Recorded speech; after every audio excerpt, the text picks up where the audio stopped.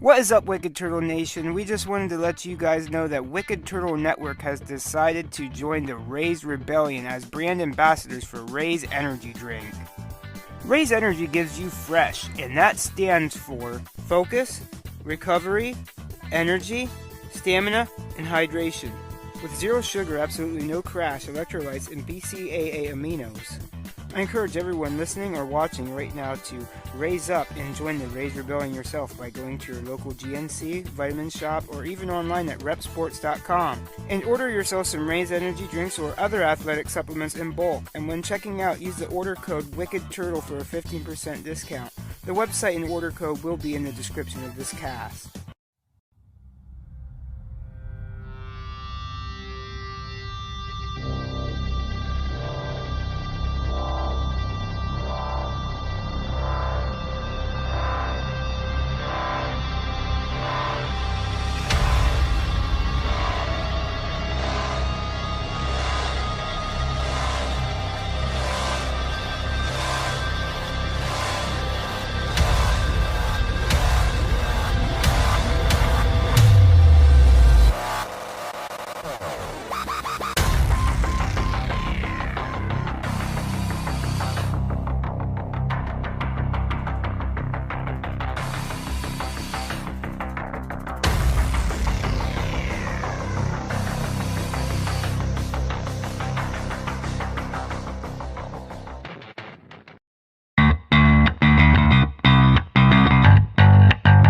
Dedicate this episode to G Raver. G Raver, longtime supporter of Smart Mark Alley, and we've always been a great big fan of his. And he was doing a move at Double Cup Stuffed that he had even done in Japan. Those guys were just in Japan, and it was a move involving the ladder and light tubes, and everything had just went wrong, and cut his arm pretty severely to the point where he's going to be out here for 18 months. But fan support has been pretty brilliant so far, helping him out. He never asked for any of that, but the fans outpouring of support for him and helping him out. So I wanted to go ahead and dedicate this episode to G Raver, and hope you get well and speedy recovery, brother. So that being said, this will be the first introduction to a segment I'd like to introduce to the Duke's Dive called Your Weekly. With that being said, I'd like to introduce you to the newest segment of the Duke's Dive, which is called Your Weekly Deathmatch Moment. And it will be a moment where I talk about deathmatch wrestling. That's my cup of tea, and that's what I want to bring to the table. And I wanted to give you 5 YouTube channels to check out.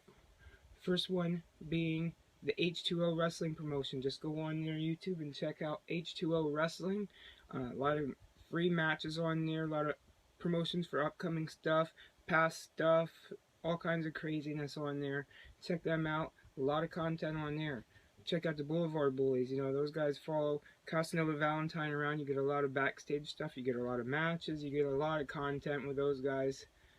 And you might even be in their secret club. Who knows? And third one I'd like to introduce you to is Casanova Valentine's channel himself.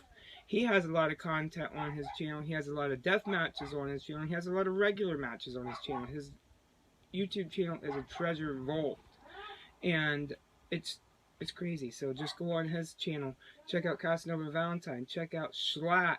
You're going to get all the Schlack promos. You're going to get a lot of death matches. You're going to get a lot of other matches. You're going to get a lot of stuff on his channel. You're going to get a lot of his music stuff as well, and other stuff he's done throughout having this channel, and that's also a great library.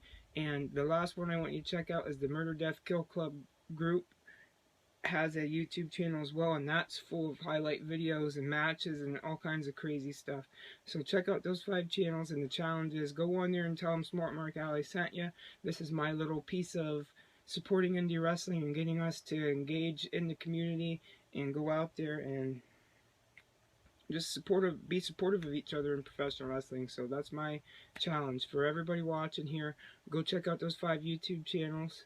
A lot of content on there if you like deathmatch wrestling, or if you want to get into deathmatch wrestling, you haven't seen a lot, go and check those out. tell him Smart Mark Alley sent you. That's your good deed for professional wrestling for the week. Now as I dig into the Book of Smart here, let's get into the meat and potatoes of this here. NXT is going back to old stomping grounds for me, because that's what I started out doing, is covering NXT takeovers and WWE pay-per-views, of course, and then I met Smart Mark Alley, and the rest, you know, is history. So I wanted to start covering that again, so let's see how that goes.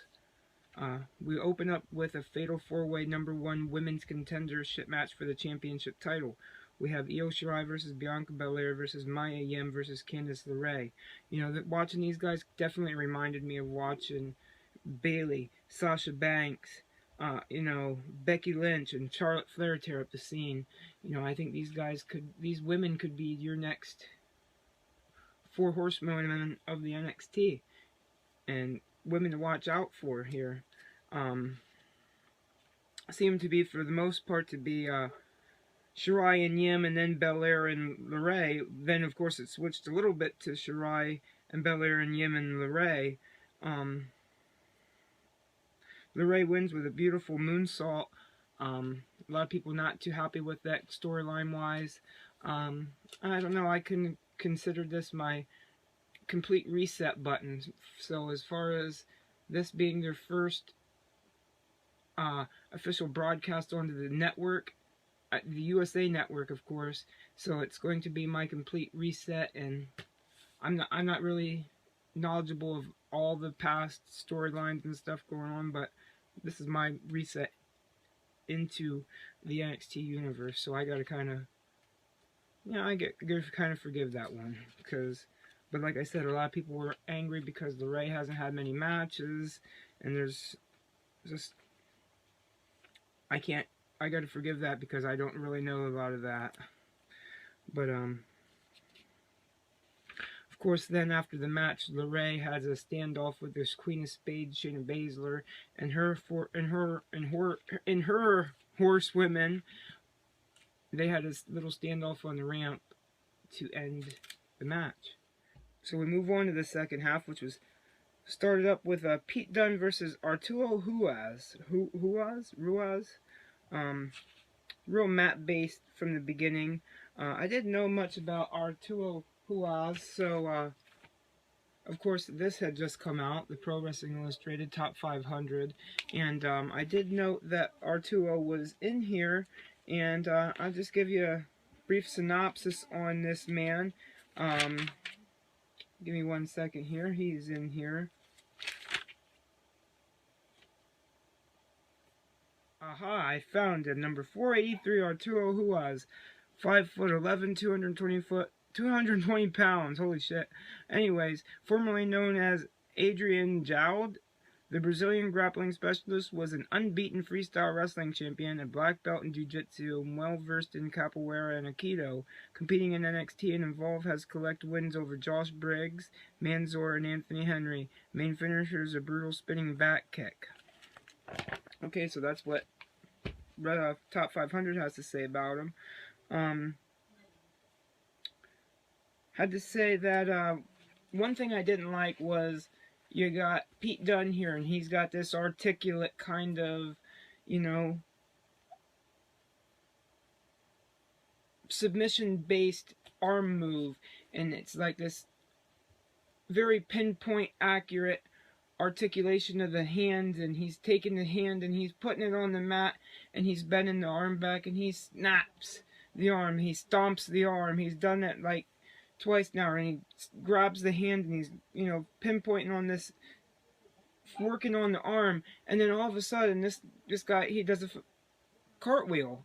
I mean, it just doesn't make any sense. I mean, this dude just grabbed your fingers, put your arm to the mat, and oh my god, made this most sickening sound when it snapped off the mat. It sounded like it broke his arm, but then to see him turn around and do a cartwheel right after that, kind of, I mean, come on, man, really?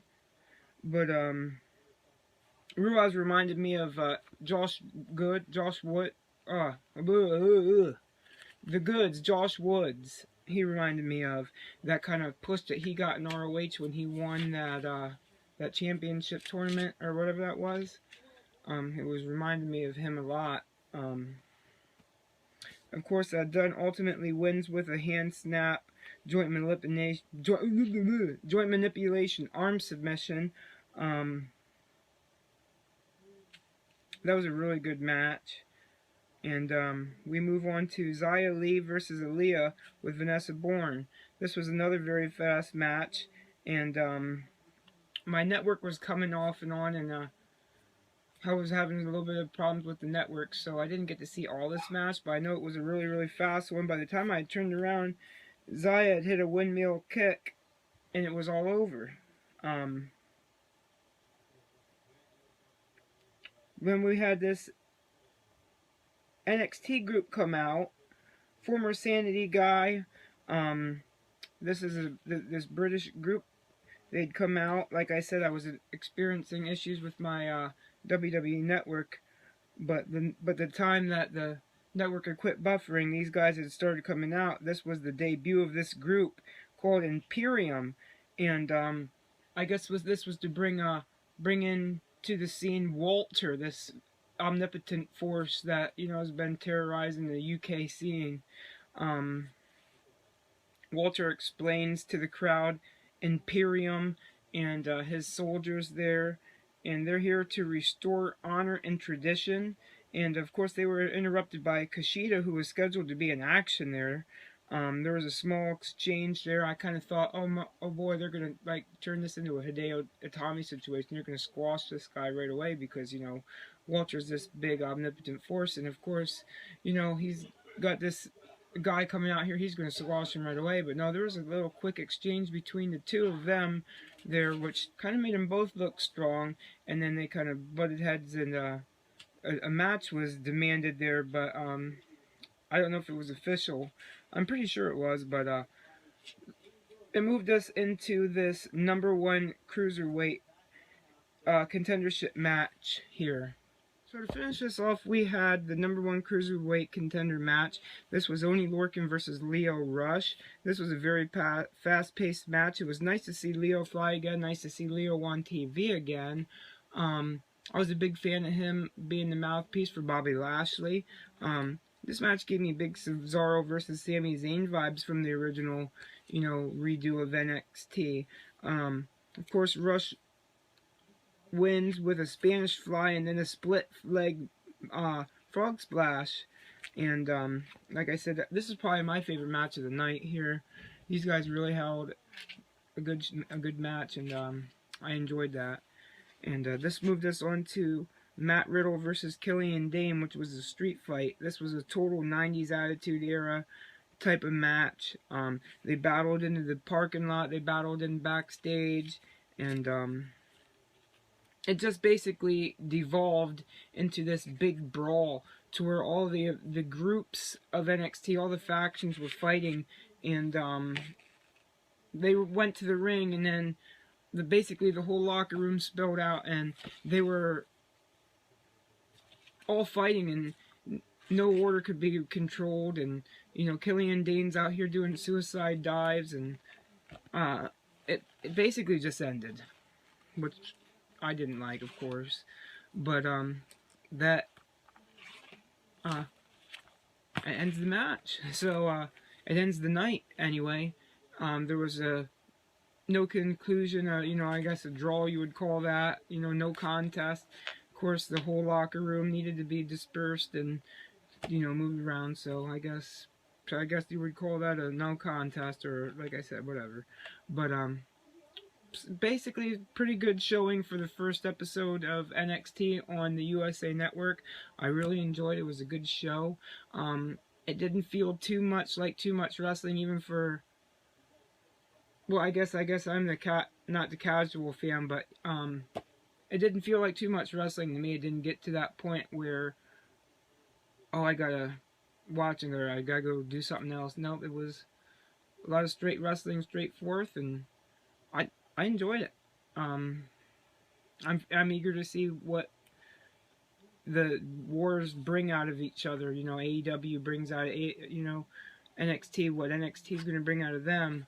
And, you know, I know, of course, the Cynics are going to have their stay, but me, I'm interested in this war, and I'm glad there's a Wednesday Night War on TV back. But I guess that ends this episodes of the Duke's Dive, and I'll end this by saying check out Smart Mark Alley on Facebook, Twitter, Instagram, wherever your social media platforms. Go ahead and check out Rope to Rope Entertainment on all your social media platforms.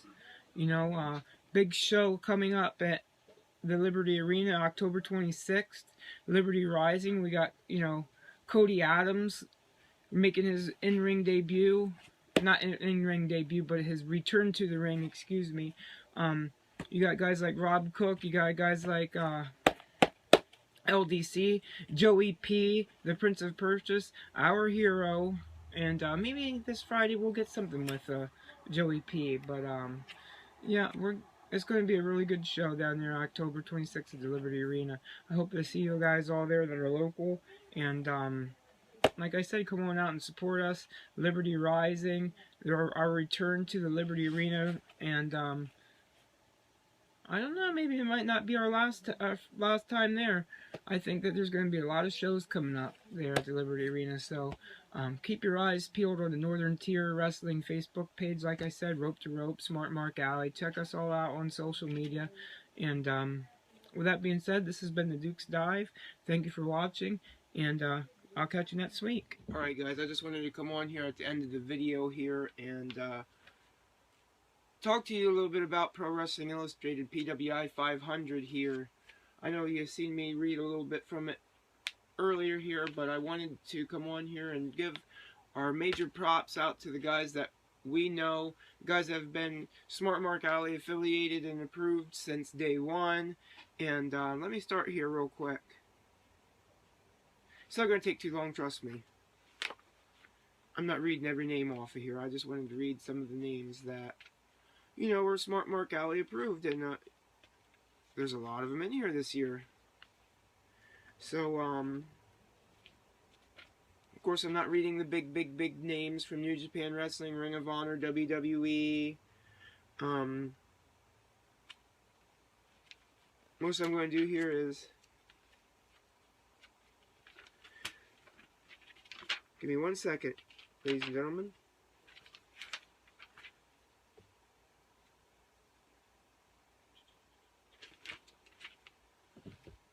Okay, so first off, we have Tracy Williams. Tracy Williams, of course, we've seen at True wrestle Tony Deppen for the Independent Wrestling TV. No, I don't think it was for that. I'm mistaken. But it was, I think, their Independent Wrestling TV debut. Something like that. But we've seen Tracy Williams wrestle Tony Deppen. Now, Tony Deppen should have been here too, by the way. But Tracy Williams is billed at 5'11", 185 pounds. He is hot sauce, had a banner year capturing the AIW Absolute title and the Powerbomb TV Independent title. Picked up wins over some of indie wrestling's biggest names along the way. Now a member of the ROH roster, he's poised to reach the next level of success. Another one real quick is someone who's becoming one of my favorite deathmatch guys. Old Manser, Mance Warner, billed at 6'1", 215 pounds. He's an independent standout, captured CZW's title in 2018 by defeating Ricky Shane Page. I didn't know that. Would also go on to wrestle for MLW. I do know that. Showed promise despite a match loss to Mexican legend LA Park in March.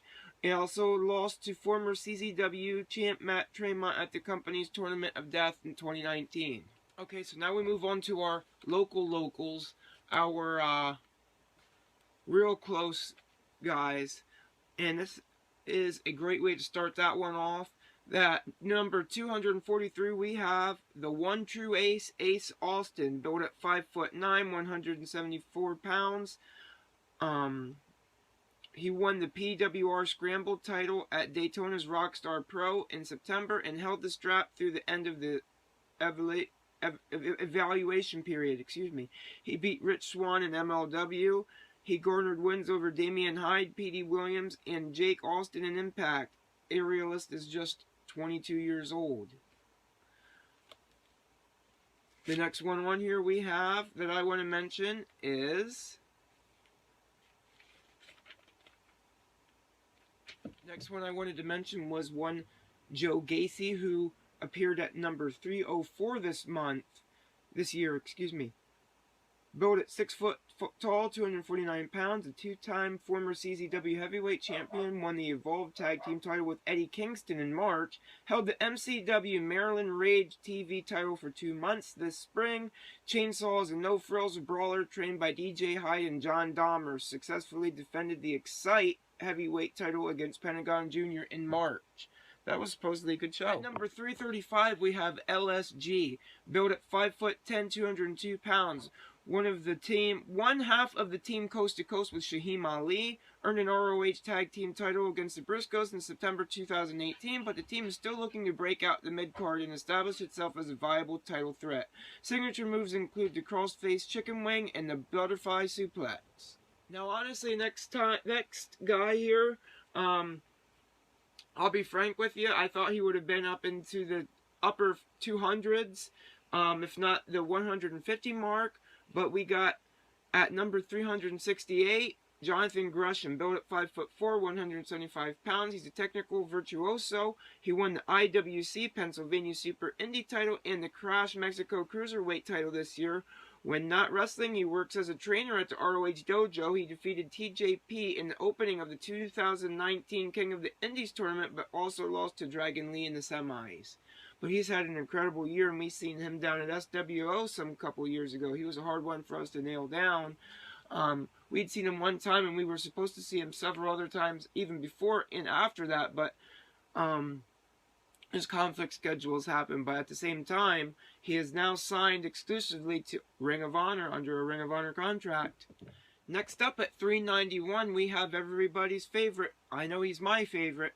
Facade, the Neon Ninja, 6 foot, 190 pounds. The Neon Ninja is a crowd favorite thanks to his aerial artistry, also known as the Aerial Assassin, because of his love for spray paint art. Became a 2-time Remix Pro Ohio champion when he won a 4-way for the vacant title in September 2018. Next on here at 396, we have a New York favorite, an old school classic guy, Colin Delaney. 5'9", 170 pound, Rochester native, held the UPW New York No Limit title from August 2018 through January 2019.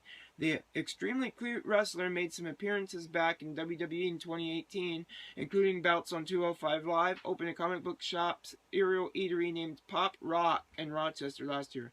Wow, I never knew that was Delaney. I always heard about that, and I thought that was a cool place to go to, but I never knew it was Colin Delaney. And I can't wait till Smart Mark Alley makes our debut at UPW. It's got to be happening one of these days, ladies and gentlemen. UPW looks really awesome. At number 414 this year, we have one of my favorites, one of my all-time favorites, the Devil's Favorite Outlaw, the Deathmatch Asgardian Stockade. He makes number 414. He's built at 510 pounds. 5'10", 285 pounds. The Devil's Outlaw is a ham-fisted brawler with a bad attitude and bad intentions. He won the 2019 American Championship Entertainment New Jersey Heroes Cup tournament in February. He held the Ace Tag title with Bro Pritchard, and he won the Ace Chance of a Lifetime Rumble in late 2018. So now I'm going to speed read here through a couple of these last ones here, if you don't mind. We got at number 444, a PPW favorite, Dante Calabaro, 6 foot at 200 pounds, swaggering Puerto Rico native, completed the Triple Crown in Maryland wrestling, winning the Rage TV Tag Team titles twice and MCW Heavyweight title. A rising star in ROH, he competed in both 2018 and 2019 Top Prospect tournaments. Finisher is a trapped arm DDT. Next up we have Joe Keys. At number 448, he's 5'10", 205 pounds. Swipe right and find a 5-star match. Baltimore native won the Maryland Championship Wrestling Rage TV title in April with a victory over Joe Gacy. He competed in the 2019 ROH Top Prospect Tournament, losing to Dante Calabaro in the opening round. Won the 2018 Shane Shamrock Memorial Cup Tournament. Wow. So next up we have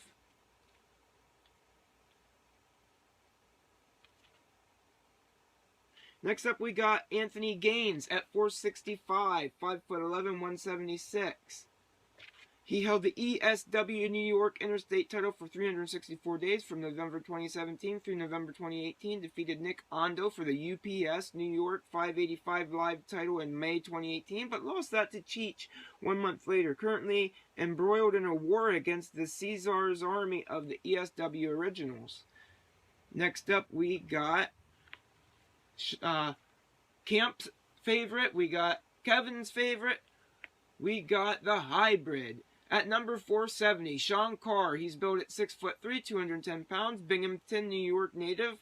Defeated Evander James to claim the vacant PPW title in November 2018. He held the Excite title from June 2017 through November 2018, losing it to MJF in a four-way bout. The Hybrid is a former ECWA champion.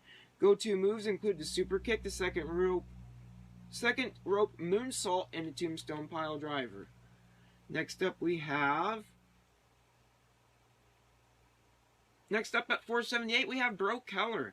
6'1", 195 pounds. Three-time ACWP Pennsylvania champion. Defeated Victor Benjamin in a wild no DQ, no count out battle in November 2018. Won a tournament to capture the vacant PTPW Washington DC title in May.